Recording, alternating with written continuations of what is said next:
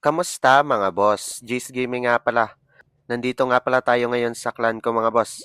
Sa nakikita nyo dito may TH10 pang natitira at may TH13, TH14 at may isang TH18 na di pa nalilinis ng kakampi ko. At ang kalaban naman ay may 0 win streak. At wala na silang attack sa base namin mga boss. Itong number 9 na lang na TH14. At yung aatakin niya ay tatlong TH18 pa. So sigurado na yung panalo namin dito mga boss. Pero para ma-secure yung laban ay a-attack tayo ng 4 na beses. Pero uunahin natin tong TH10. At gagamit tayo ng Dragon's Attack pero naka-clone spell. Kaya tara, baka na.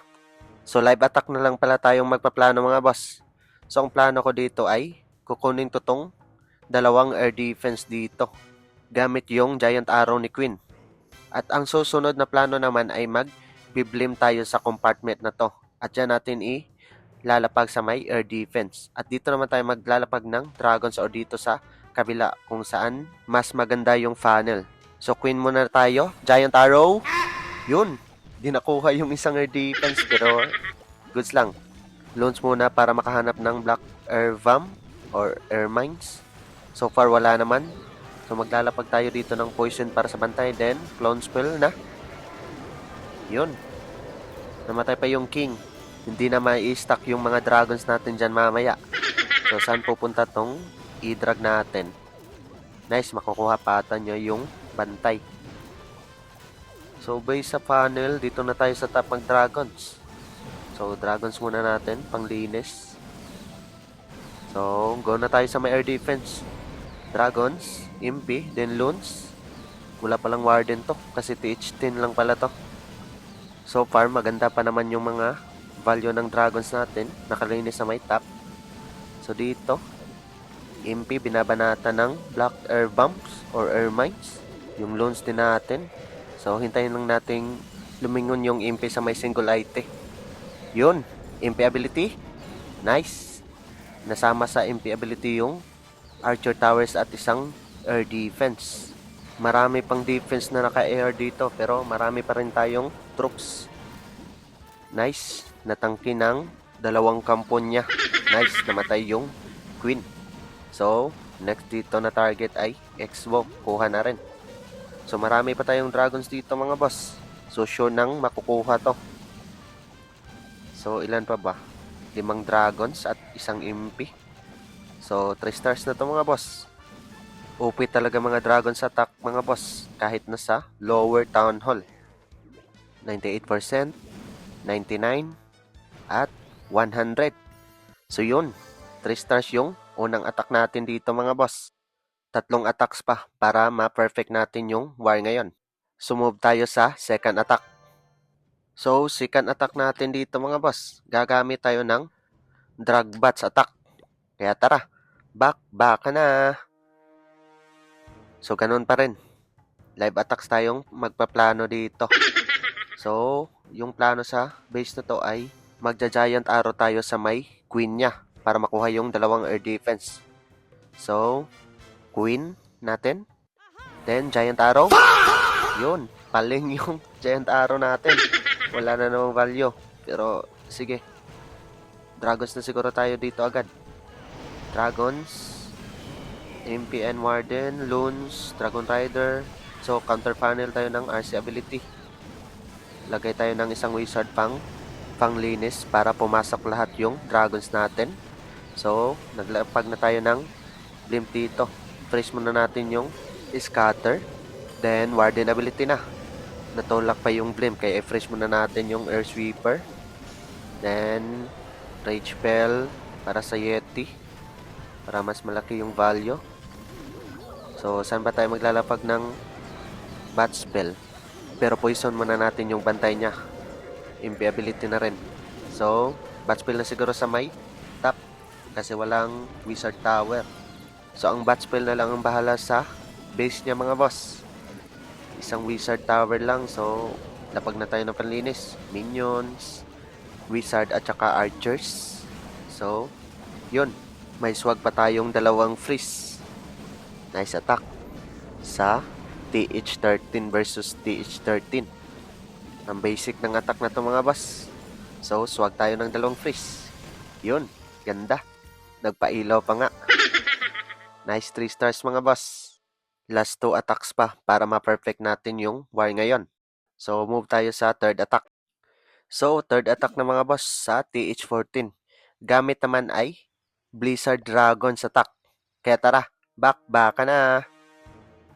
So, dito, ang plano natin sa base na to ay kung saang angle maganda mag-Blizzard. Parang mas maganda ditong mag-Blizzard sa may CC compartment. Kasi marami yung value na makukuha kasama na yung CC. At maganda rin dito sa may baba. Kasi makukuha yung Eagle Artillery. Which is pinakamalakas na defense sa TH14. So, siguro dito na tayo sa may Eagle na compartment. So, lava, then blimp. Then, wait tayo para mag-invi. Siguro, invi na tayo. Aray ko, natulak pa nga ng air sweeper. So, invi ulit tayo. Then, rage spell. Nice, di pa namatay yung wizard natin. Invi. Saan ka pupunta? Invi ulit. Yan, pumunta ka sa scatter. Sana makuha yung scatter. Isang hit pa. Nice! Ang ganda ng value ng Blizzard natin. So, King dito sa may baba. At Queen naman dito sa may top side. Giant Arrow. Di pa nakuha yung Air Sweeper, pero sige. Poison muna natin yung super minions niya. Then RC. Dito na tayo maglapag ng dragons since nakagawa tayo ng funnel. Dragon Riders, Loons, Warden. Wait muna natin ng kaunti yung Warden ability. So dito, distract muna natin ng totem yung single IT para mas mabuhay pa yung Queen. RC ability na rin, tsaka Rage.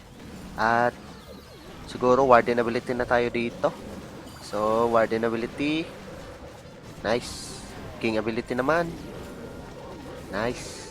Di pa nakuha yung isang scatter pero goods lang. So, distract muna natin ulit yung single IT. So, 3 stars na siguro ito mga boss. Magsaswag ulit tayo ng dalawang spells. Isang rage at isang freeze. So, buhay pa rin dito yung king natin. Ang taas pa naman ng hit points. Mamaw. So, marami pa tayong dragons dito mga boss. At may dalawang spells pa. Kaya sure 3 stars ito mga boss. At syempre, magpapailaw tayo dyan mga boss.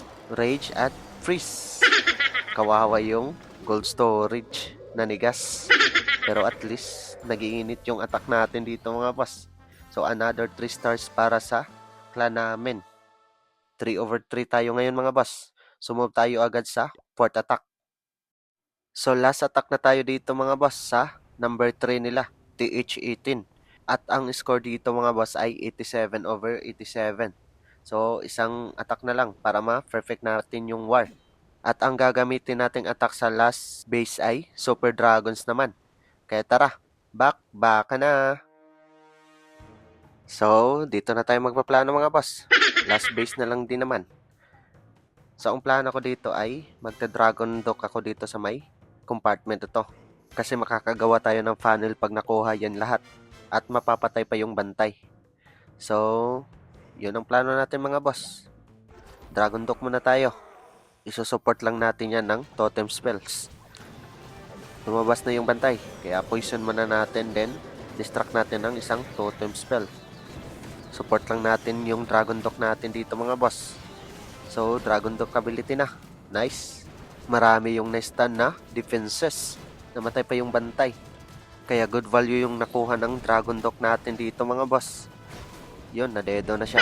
So, funnel muna tayo dito ng isang super dragons. Dito naman sa baba ay yung queen natin. Siguro, Giant Arrow na para mag-trigger yung dalawang invisible tower sa may gitna. Giant Arrow. Yun. Napasama pa yung isang Air Sweeper. Super Dragons na tayo dito mga boss. Impi, Warden, Loons, at Skywagon. So far, maganda yung nagawa nating funnel dito mga boss. Diretso na lang sa gitna yung mga Super Dragons natin. So wait lang natin ng kaunti para sa Warden ability. Siguro, Warden ability na. Nice. Napasama pa yung ibang Super Dragons natin. Nasaan na ba yung Impi? Ayun, MP ability na tayo. Nice. Napasama pa yung speeder. So, dito, so far so good pa. Marami pa rin tayong spells na pang support. Pero kaya na ata to ng main troops natin dito mga boss. Marami pa naman tayong super dragons. So, swag na siguro natin tong mga spells mga boss. Basag na yung base dito. Air defense na lang yung natitira. At ang monolith. Pero sobrang dami pa ng spells natin. 3 totem spells, 4 na revive spells, at 1 freeze. So, swag na swag tong attack natin mga boss. Sobrang lakas din talaga nitong Super Dragons mga boss. Lalo pag nakagawa ka ng matinong funnel or maganda. Kaya yun, congrats sa clan namin mga boss. Perfect na yung war. So madadagdagan ulit ng 1 win streak yung clan namin dito mga boss. Sa nakikita nyo dito ay may 3 base pa kaming natitira. At wala na silang attack dito mga boss. Sa makikita nyo dito last yung TH14 kanina. At yung iba naman ay mga lower town hall. At marami pa kaming attack dito mga boss. Di ko pa nga nagagamit yung attack ko sa main account ko mga boss. Kaya magluluts na lang tayo dito mamaya mga boss. Kaya congrats sa clan ko. Secured na yung 27 win streak namin dito mga boss. Yun lang. Ingat!